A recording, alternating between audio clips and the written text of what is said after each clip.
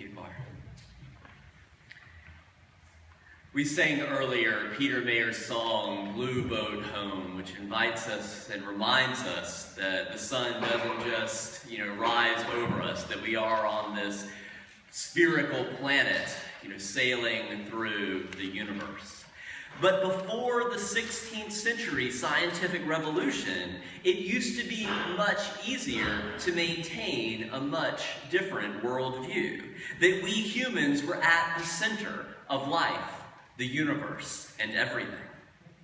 According to the Ptolemaic model of the universe, which from the ancient Greeks, which held sway among many for more than a millennia and a half, our planet was stationary, and the sun, the moon, and the stars, those revolved around us. But after Copernicus's 1543 book on the revolution of the heavenly spheres, we were shown and invited to wrestle with the evidence that our planet, that we didn't live in a geocentric universe, we lived in a heliocentric solar system, and that our planet is merely the third rock from the sun. And we have come to see in the centuries since, with Einstein, with Hubble, with others, that initial decentering of the Copernican revolution was far more extensive than we could have initially even imagined. We know today that there are 100 billion galaxies in the universe, and each of those 100 billion galaxies is filled itself with billions of stars. And Earth is merely one small planet circling, orbiting one medium-sized star toward the edge of one spiral galaxy that is merely one among more than 100 billion, not solar systems, 100 billion galaxies. As Carl Sagan used to say, it's about billions and billions when you think about the universe. The science of astronomy has forced us to confront that we are not the center of the universe. It's not all about us. And in the 19th century, Darwin's 1859 book on the origin of the species by means of natural selection decentered us further. Darwin's meticulous observations of the natural world challenged us to see that humans are not a little lower than the angels, but merely a little higher than the apes, and deeply interconnected with the ecosystems of this planet, which our UU 7th principle calls the interdependent web of all existence. And when you shake one piece of a web, it has reverberations for the entire system. The freedom to embrace the full implications of such a decentered worldview is one of the many reasons I'm drawn to Unitarian Universalism as a religion that wants to draw not only wisdom from all the world's religions, whatever is there that is relevant to us in the 21st century, but also wants to balance that with the full implications of modern science. Wrestling with this 21st century perspective from within the Christian tradition, theologian Sally McFague, in her book, A New Climate for Theology, God, the World, and Global Warming, has written that it seems actually now that we human beings are not just at the top of the food chain, we're actually the neediest of creatures, able to last only a few minutes without clean air, a few days without clean water, only a few weeks without healthy, vibrant green plants. If we were to disappear tomorrow, if our species were to be wiped out, no other creature on this planet would miss us except maybe our pets. But we cannot live a single day without the other creatures on this planet. This point of view that the earth would not miss us if we were gone is the inverse of many traditional religious worldviews that see earth and the whole universe as created just for this drama of salvation for humans, leaving us feeling that we are entitled to use and abuse this planet. After all, this life and this planet don't really matter anyway. It's all about the afterlife, and some divine apocalypse is coming soon, which has been said for thousands of years, that will bring a new heaven and a new earth.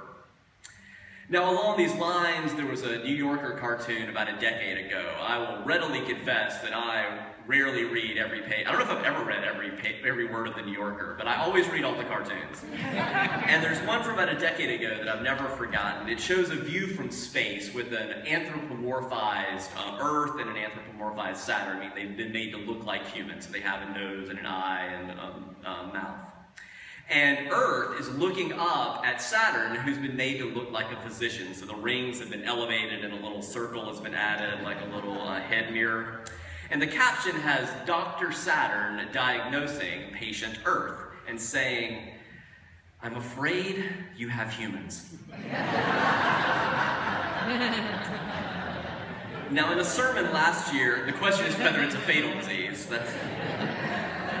In a sermon last year, we explored some about Elizabeth Colbert's important book, The Sixth Extinction, in which she explores, we know that in the geologic history of Earth, there have been 5 mass extinctions on our planet, 5 previous mass extinctions. And she's exploring what those can tell us about the current implications for a potential 6th mass extinction on our planet. And that we may be well at the beginnings of one in what's known as the Anthropocene era, that there's a new geologic era. So like anthropology, the study of humanity, we have the Anthropocene era because we are the dominant force shaping the geology of our planet right now and creating a new geologic era. In the words of 2 scientists who have tried to consider what it looks like from a global perspective, that our human population has septupled, has increased 7-fold in a mere 2 centuries. So if you look around 1800, there were 1 billion people on this planet. There are now more than 7 billion humans on this planet.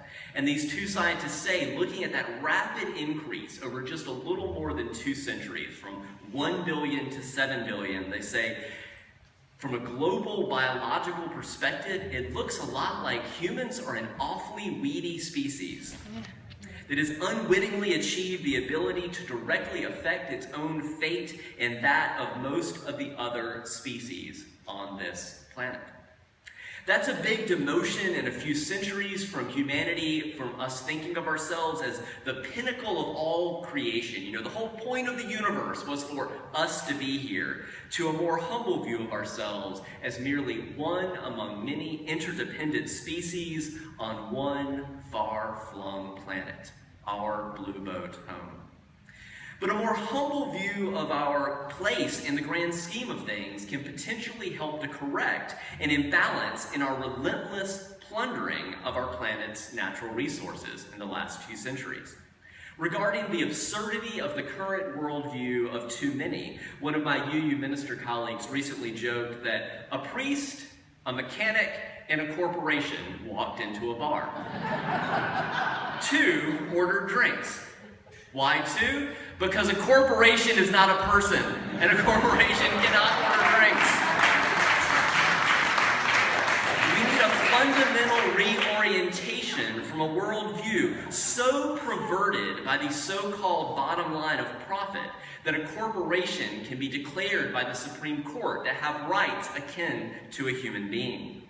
2, a more interdependent worldview that draws on what has been called the triple bottom line. Profit is real. We are, not perfect as humans. Profit motive is a real thing. Profit is still part of the triple bottom line, but it needs to be balanced with a triplicate of people, planet, and profit, kept in balance. Profit alone has led to an exploitation of people, an exploitation of human labor, and it is causing global climate change to our planet. Profit is so out of balance that people and planet are being exploited. For considering how we should balance people, planet, and profit, my sermon is titled Betting on Earth's Future. It's inspired by a 2013 book by Yale University Press called The Bet. Paul Ehrlich, who remembers Paul Ehrlich? All right. How about Julian Simon? Do you remember his nemesis, Julian Simon? So less well known. I'm not surprised that UU congregation knows Paul Ehrlich better. We'll get there. This book is, so it's Paul Ehrlich, Julian Simon, and Our Gamble Over Earth's Future. It's by Paul Sabine. He's a Yale history professor who has a decades-long passion for environmentalism, and he's looking at that through a lens of history to say how that might inform our work in the 21st century. Sabine, the author, was born in March 1970. That's 1 month before the first Earth Day, and the environmental movement strongly influenced his early childhood and family. The emphasis in his family was not to waste. He grew up with hand-me-down clothes, haircuts at home, and reused paper napkins. It was part of this conviction that in a world of scarce resources, we need to consume less. Some may also remember around that same time, Jimmy Carter putting on a sweater, right, and saying, you know, even though it's the winter, we're going to keep the heat down in the White House and in government offices because we need to use less. We can make do with a little less. But then you had putting solar panels on the White House, right? But then you get a new administration come in, and Reagan famously took down the solar panels, saying, you know, we don't need those. So we get these competing world views. But Sabine's recent book uses the historical account of this famous bet between Paul Ehrlich and Julian Simon about how we might think about our species' use of limited resources on this one planet with a human population of 7 billion and rising. We might plateau at 9 billion, is what the last kind of thing I've seen, kind of analysis, but that's a lot of people on this planet.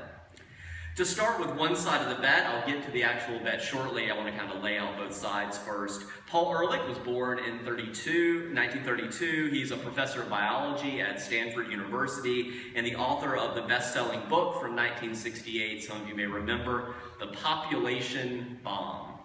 It went through 22 reprintings in the first 3 years. Keep in mind that year, 1968, was a pretty momentous year and a terrifying year. It saw the assassination of Robert F. Kennedy, the assassination of the Reverend Dr. Martin Luther King Jr. It saw riots in Washington, D.C., in Chicago, in Kansas City. It was student rebellions in Paris and Mexico City. Meanwhile, the death toll was mounting in Vietnam. In that context of social upheaval, Ehrlich's ominous predictions about the growing demands of this rising human population overtaking Earth's limited resources were met with an interested audience. And in many ways, Ehrlich can be seen as a neo-Malthusian. So you may remember Thomas Malthus. He was actually the Reverend Thomas Malthus. Some people forget, they remember him for his predictions, but he wasn't just an economist, he was also a minister. The Reverend Thomas Malthus made similar predictions in his 1798, so preceding by 2 centuries, the 1968 book by Ehrlich, the 1798 book, An Essay on the Principle of Population. Malthus's late 18th century predictions about the demand of a growing human population overcoming the limited supply of Earth's resources, he called it the iron law of population. As they saw, it was just this sort of thing we couldn't avoid. Population is going to increase and overtake demand. But that iron law of population was proved wrong, at least in the short term. We're all here, right? By the ingenuity of the Industrial Revolution, which produced inventions that allowed the creation of sufficient food to feed the growing numbers of our species. But in the mid-20th century, Ehrlich and other scientists began to see that there were actually side effects to the Industrial Revolution, namely the byproduct of carbon dioxide, which was going into our atmosphere and creating what some people call the wet blanket effect. So you have the sun, and then the UV radiation isn't able to escape, and we have now global warming. And so they were saying, okay, so the Industrial Revolution saved us, but that's not sustainable in the long run because now we've accumulated these side effects that are going to cause global climate change. And they said an optimum population size for this planet would range from around 1.5 billion to around 2 billion, which is not anywhere near 9 billion, right? Moving to the other side of the bet on Earth's future that I will soon describe, Julian Simon is an economist, or was an economist, who worked at both the University of Illinois Champaign, at the University of Maryland, as well as the Cato Institute, which some of you remember is a libertarian think tank, which wants to drown government in the bathtub, right? That's sort of the famous what libertarians want to do, as little government as possible. Simon understands the logic of Ehrlich's neo-Malthusian position. He understands that it basically looks like a simple addition, subtraction, supply and demand problem.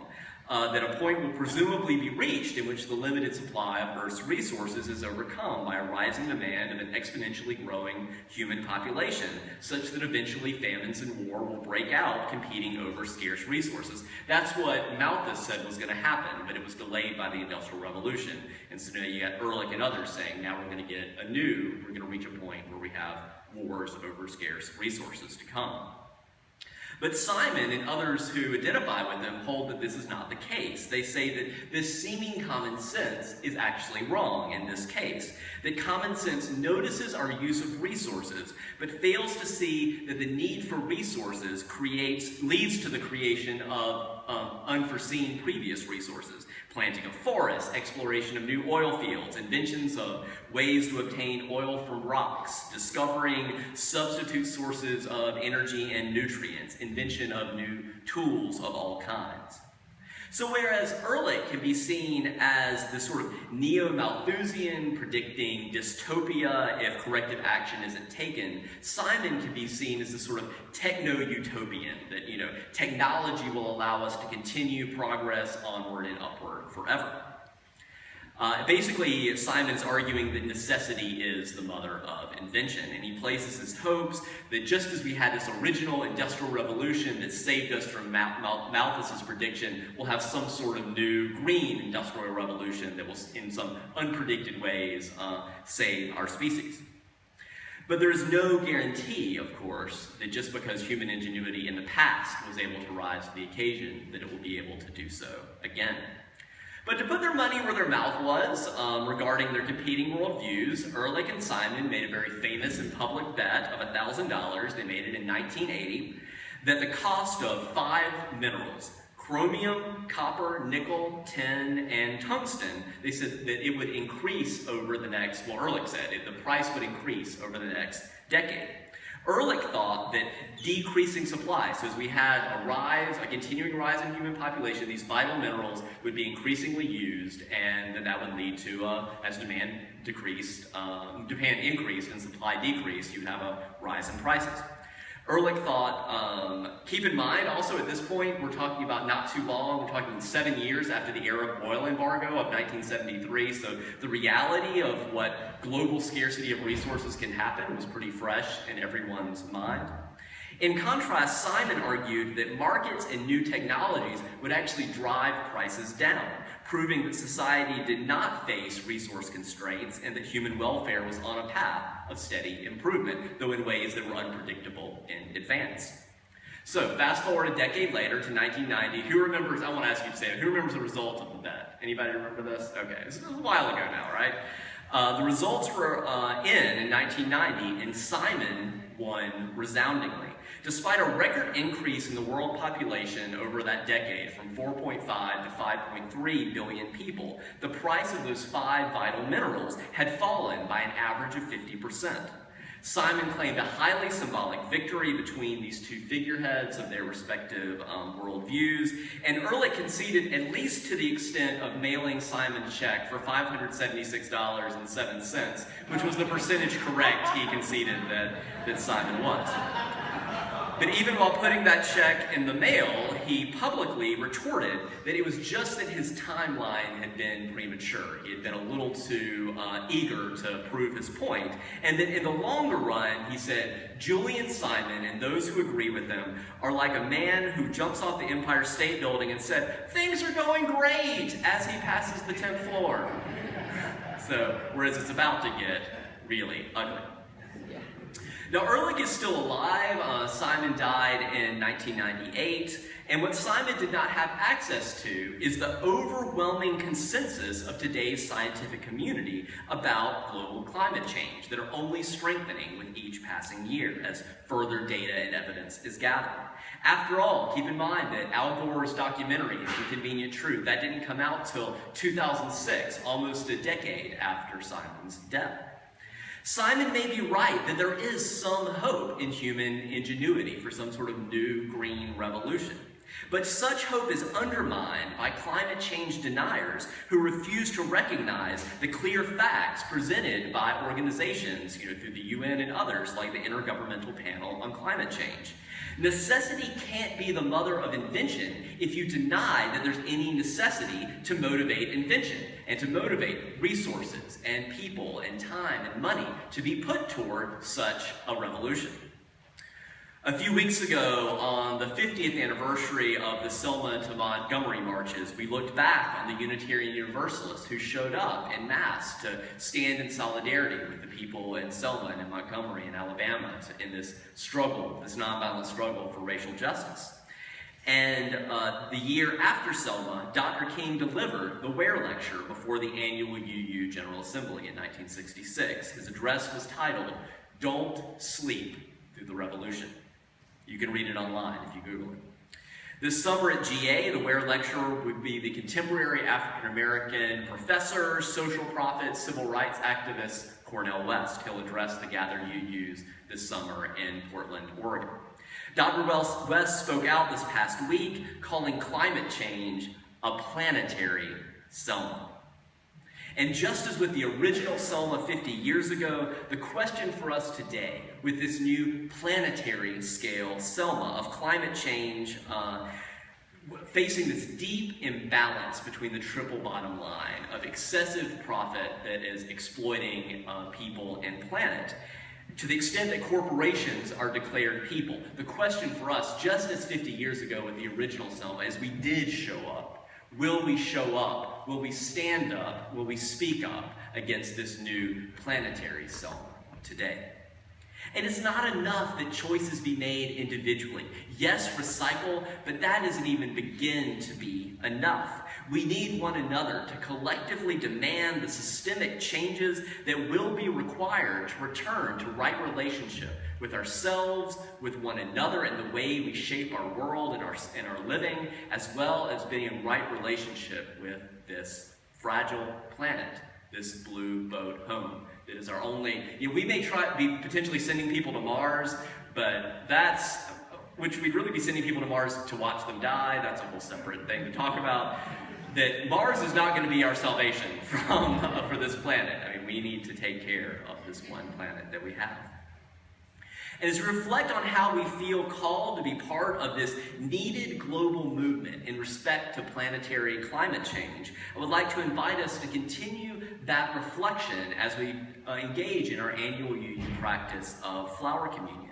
And it's most appropriate that this flower communion ritual intersects with Earth Day, because as climate activist Bill McKibben has said, as he thinks about, he's been at the forefront of this battle for climate change, but he also has a daughter. So as he thought about, how do I talk to my young daughter about climate change? Because the news about climate change is really not great. So he says, it's always struck me as a parent, McKibben writes, that my first job was to help her fall in love with nature, to help her fall in love with this earth. And he said, if I do that, I'm confident that she'll help do what is necessary to defend it and to save it for future generations. The beauty of spring can be a powerful reminder and source of sustenance in the long-haul fight that is coming for environmental justice. The flower communion also originates, as Laura spoke about some earlier, with the Unitarian congregation that was established in Prague in 1921 under the leadership of its minister, Norman Chapek. But it grew. Laura talked about how it started as a small congregation, but it actually grew into the largest UU congregation in the world at that time. Currently, the largest UU congregation is in Tulsa, Oklahoma, which is a powerful commentary, I think, to people looking for an alternative to religious fundamentalism. But at that time, in 1932, there were more than 3,000 people that were members of that Unitarian congregation in Prague. But in 1941, Chapek, who stood for liberal religion and liberal politics and for diversity and for affirming all human beings, he was arrested by the Nazis on charges of treason. A year later, he was executed at Dachau. The continuation of the flower communion, the reason it has spread to many UU congregations who practice it annually, is a way of remembering Chapek's martyrdom and of affirming his stand against fascism. That at the heart of the original ritual is the affirmation that no two flowers are alike, just as no two people are alike. and that we celebrate that. That we celebrate the diversity of nature and that we celebrate the diversity of humanity. And that together, the different flowers, the different human beings, we form a beautiful bouquet, and that if any of these flowers were missing, just as if any of us are absent, we are lessened. We are less, and we mourn that, and we celebrate an increase in diversity. In a few moments, we will sing together our Flower Communion hymn in your gray hymnal, number 305, De Coloris. As we sing, you may remain seated, but once we start singing, I invite you to begin coming forward by rows, starting with the front and moving toward the back. Don't be shy. Once we start singing, there's a lot of you, so go ahead and come on forward. Each individual is invited to take a flower that is different from the one you brought, symbolizing the ways that we are different from the interactions that we have with one another. Select a flower that particularly appeals to you, and be particularly attentive to what stands out to you about that flower, why it resonates with you. If you didn't bring a flower, go ahead and come forward anyway. Some people bring bouquets to help make sure we have enough. We'll continue singing De Coloris until everyone has had a chance to come forward. We'll just keep going through it. We'll do the verse in Spanish that you'll see. We'll count that basically as verse 4, so we'll just keep going through there. That's part of our diversity as well, that linguistic diversity, which is especially significant, I'll say, being in Frederick County, affirming the Spanish language. That's a separate sermon on immigration. So on this Sunday before Earth Day, I invite you as we prepare to practice flower communion to continue discerning what part you individually and we collectively are called to play in continuing to ensure a blooming of diverse, abundant life on this one fragile planet. Let's sing together.